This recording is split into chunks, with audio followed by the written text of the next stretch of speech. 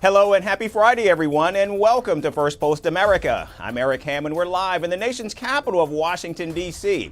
And over the next few minutes, we'll take you from the United States and around the world, covering all the top stories of the day. But before that, here's a look at the latest headlines.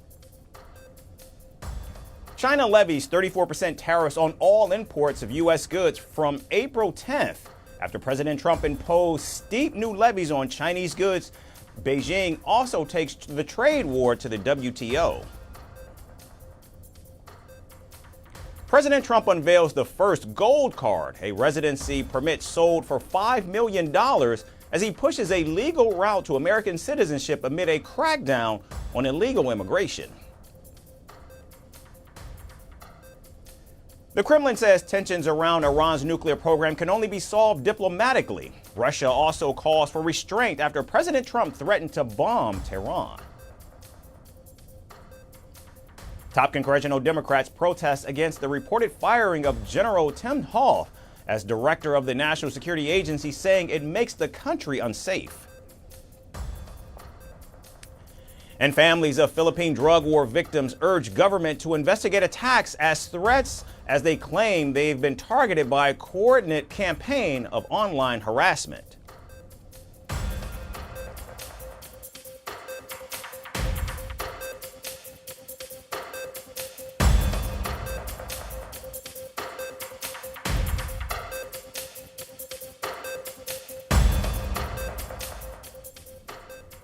We begin in Washington, where the Inspector General of the Department of Defense has launched an investigation into Pentagon Secretary Pete Hegseth's use of the encrypted messaging app Signal to discuss sensitive military operations in Yemen.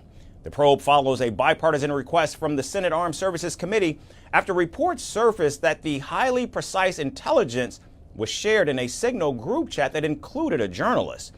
And investigators will now examine whether the Secretary of Defense and other Department of Defense personnel violated classification and record retention rules.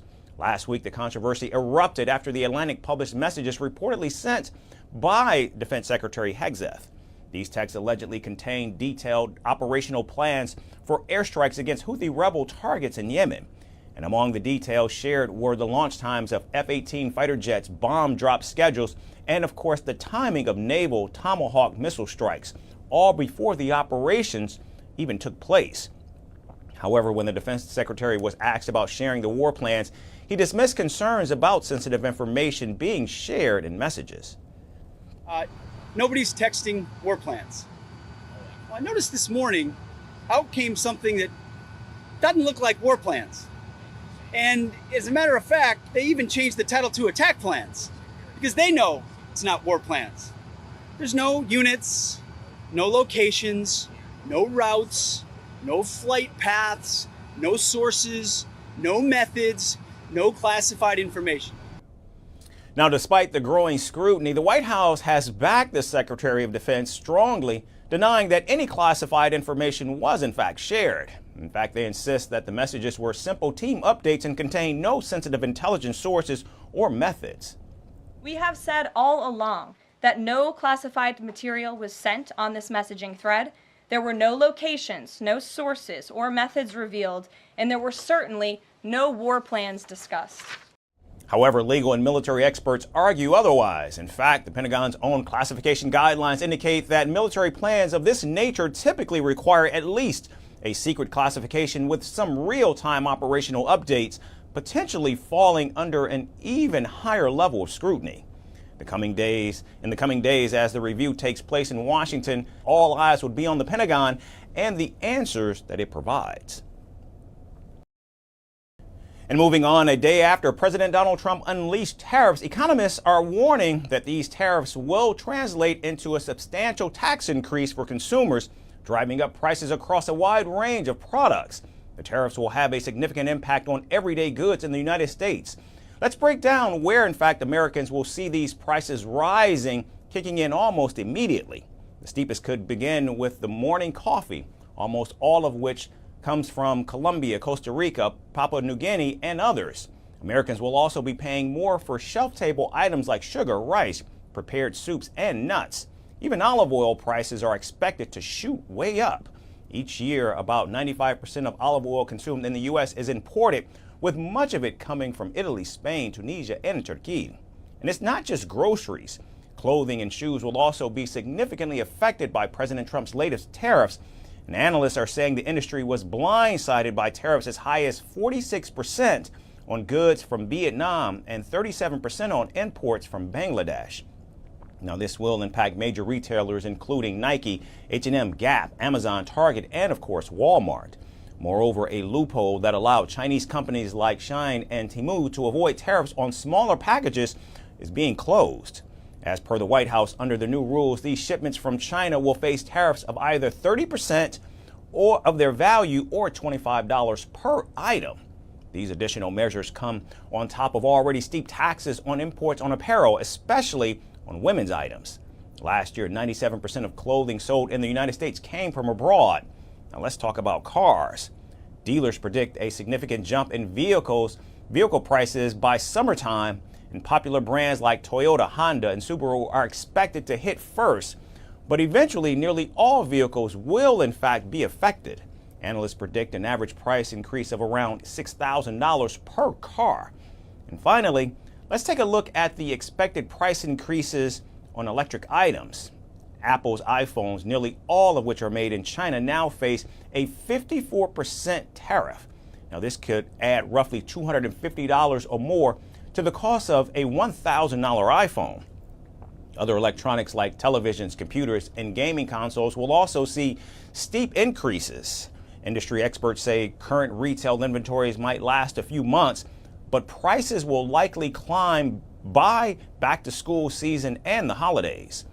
Experts call President Trump's latest tariffs massive tax hikes on Americans, which could now be left with lighter pockets and lighter shopping bags. And now we have to talk about America's love lockdown in China.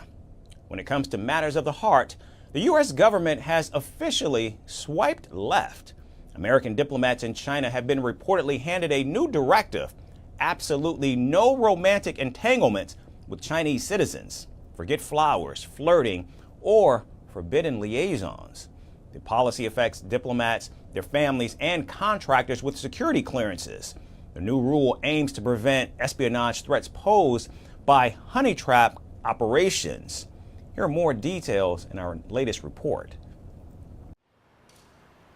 In a world full of complicated relationships, leave it to international diplomacy to take "it's not you, it's national security" to new heights.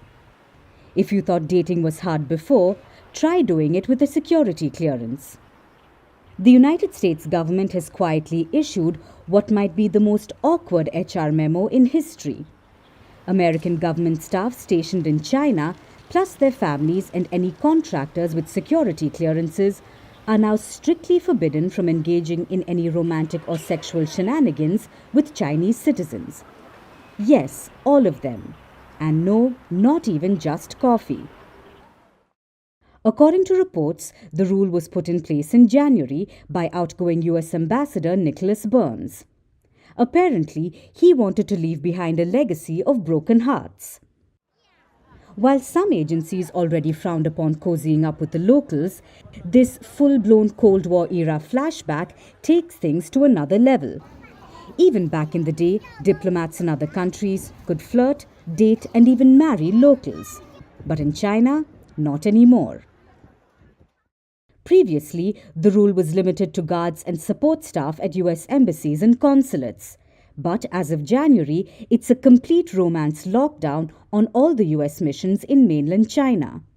Doesn't matter if you're in Beijing, Shanghai, Guangzhou, Shenyang, Wuhan, or even Hong Kong. But there are also exceptions for people in pre-existing love stories. These couples need to file official paperwork begging for Cupid's approval. And if their request is denied, they will have to choose between their job and Mandarin love.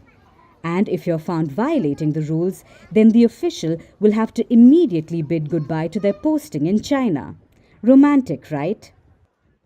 So why all the drama? Intelligence officials say China is still playing a Cold War game of honey trap. Here, flirtation can be a form of espionage. US personnel are reportedly briefed before arriving in China with real-life cautionary tales of seductive spies and love-struck diplomats who accidentally spilled secrets between pillow talk.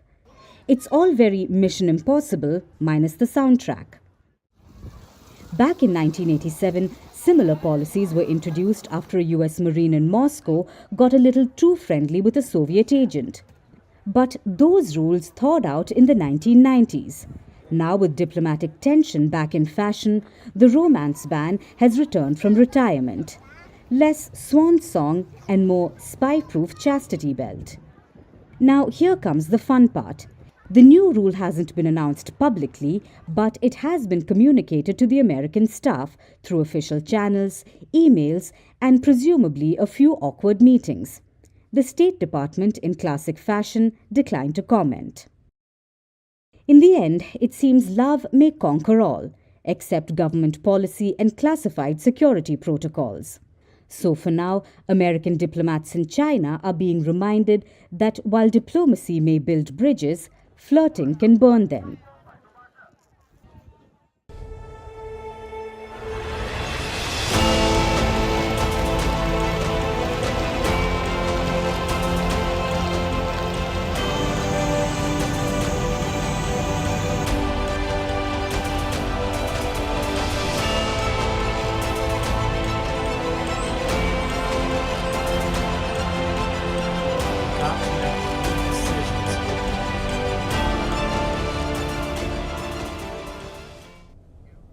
And now moving to the U.S. South and Midwest, where widespread flooding and severe storms continue to wreak havoc across multiple states. A powerful storm fueled by an atmospheric river has left at least 7 people dead and tens of thousands without power. Officials report that the tornadoes were reported from Arkansas to Illinois on Wednesday and early Thursday, flattening homes, tearing off roofs, and destroying churches and warehouses. I'm walking down the street. Next thing you know, I look up, the sky is getting black and blacker. And next thing you know, you just hear a loud wind come past you. And it just, y'all see the background of them. Y'all see the results of what I seen in the sky. The National Weather Service confirmed at least 10 tornadoes across Missouri, Kentucky, Indiana, Illinois, and Arkansas. And the devastation has led to emergency declarations in several states, including Kentucky and Tennessee, as officials warn of worsening conditions. Here in Franklin County, I know we had tornadoes touch down a number of places in Kentucky, including in McCracken County, where the airport was hit and sustained damage, as well as in Jefferson County, where a number of commercial buildings sustained some damage. So over these next couple of days, know that we could have both flash flooding and more widespread flooding, especially in western and central Kentucky. As of Thursday evening, nearly 150,000 homes and businesses were without power, with Michigan and Indiana among the hardest hit states. Several major airports also experienced significant flight delays and cancellations due to the extreme weather. However, officials warn that the most immediate threat now is historic flooding. The NWS has warned of catastrophic, potentially historic rainfall across the lower Ohio Valley, Mid-South, and Ozarks, with some areas expected to receive over 15 inches of rain.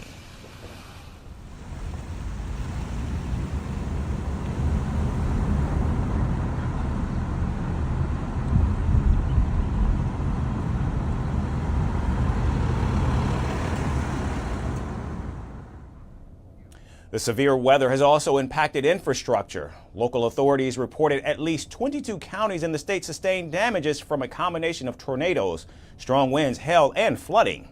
With rain expected to continue through the weekend, authorities are warning residents to stay alert and prepare for further disruptions. Federal and local agencies have also deployed water rescue systems and emergency supplies, while bulldozers and cleanup crews work to clear debris from roads and neighborhoods.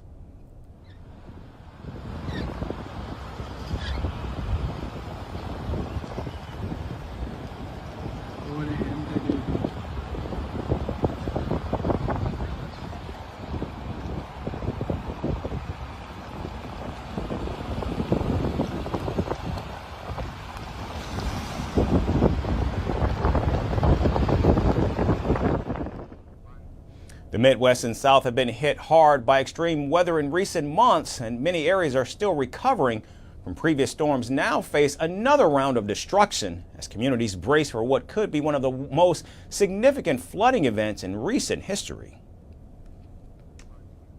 And finally, we end on Elon Musk versus Netflix's hit show Adolescence. Just when you thought Elon Musk had run out of things to tweet about, the billionaire has now turned his gaze to the Netflix drama. This time he's taken a stab at the streamer's British series Adolescence, calling it out for what he claims is a racially reimagined portrayal of a teen killer. Musk has officially entered the chat by backing an X user who claims the show is an anti-white propaganda tool. Here's the latest on Elon Musk and his bizarre rants. Billionaire entrepreneur and full-time internet stirrer, Elon Musk has found a new battlefield. Netflix. After a brief hiatus from firing off hot takes, Musk returned to X to blast Netflix's latest smash hit, Adolescence, a show that's been lauded for being gritty, gripping, and apparently very offensive to Musk's sensibilities.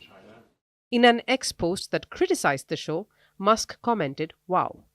The X user wrote, "The show, which follows a 13-year-old British schoolboy who fatally stabs a classmate, was not only based on real events, but had the audacity to race swipe the alleged killer."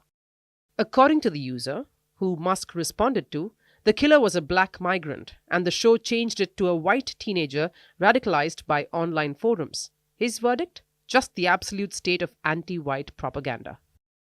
The claim was cooked up by internet personality Ian Miles Chong. He posted a detailed note on X connecting the show to real-life UK crimes. That is when Musk sneaked inside his comment section with his opinion.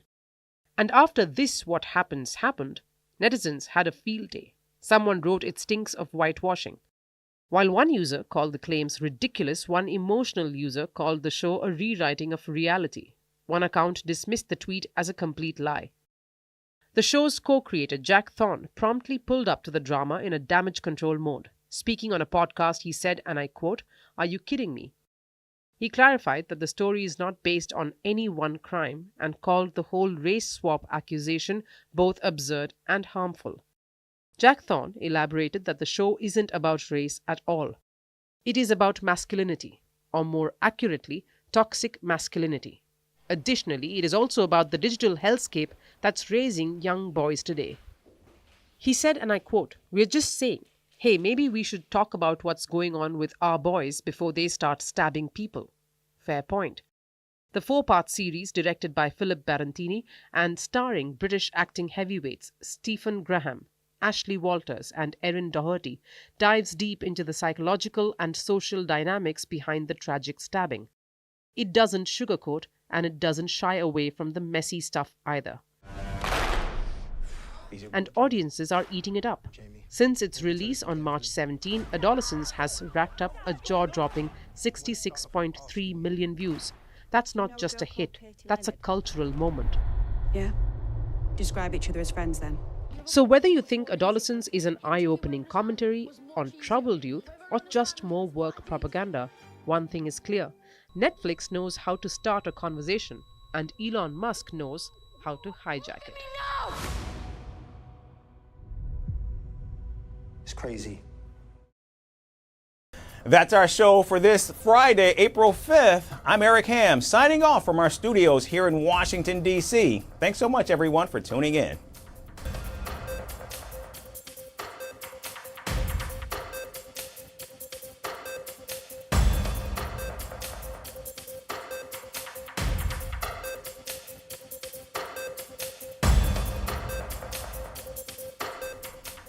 Greeting you with aloha and namaste.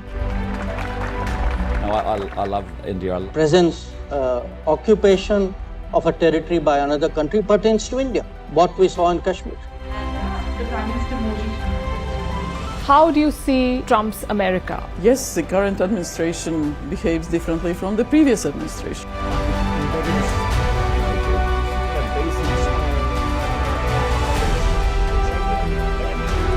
Are you saying that there are foreign powers who are trying to bring down the current government in Syria? Exactly. Bluntly, Iran, maybe Russia too. Prime Minister Modi committed to South-South, cooperation. Not over 50%. Is Ukraine prepared to pay the price for that peace? No compromises at the cost of territorial integrity and sovereignty.